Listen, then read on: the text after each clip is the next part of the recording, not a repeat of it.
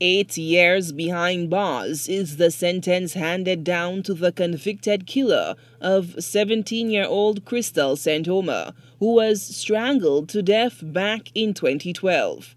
Mario Perez Charles was sentenced on Friday, December 9th, after having spent 10 years on remand for St. Omer's murder.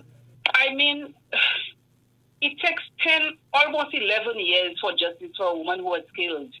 And this is unacceptable. We need to do better. The justice system needs to do better.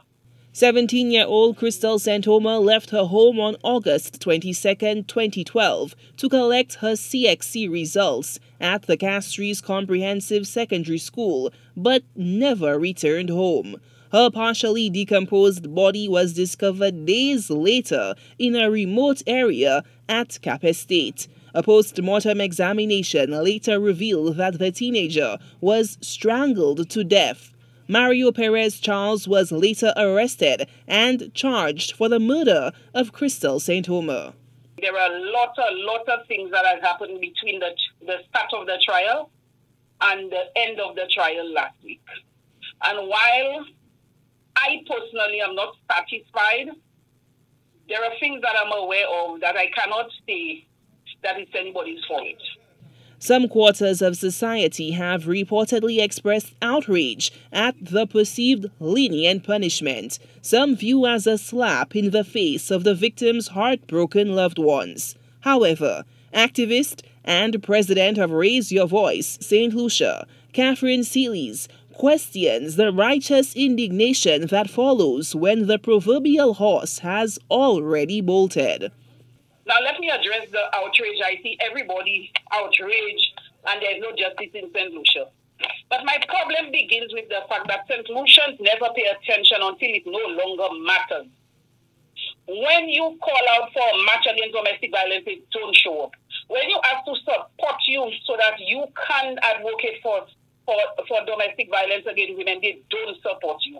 When you ask for help, they don't, except for the few people who know themselves. We need to do better as an organization. We need to do better as a people, as an individual, to say we stand against violence against women and girls and all forms of violence, including the gun violence. We see that is so common in this country.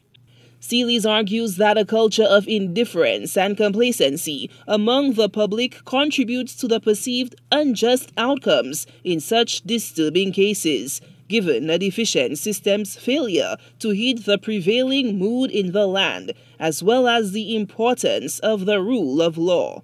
Till it gets to our door, we don't have a problem, while others are crying out. So we need to look from within and understand this justice is all our fault.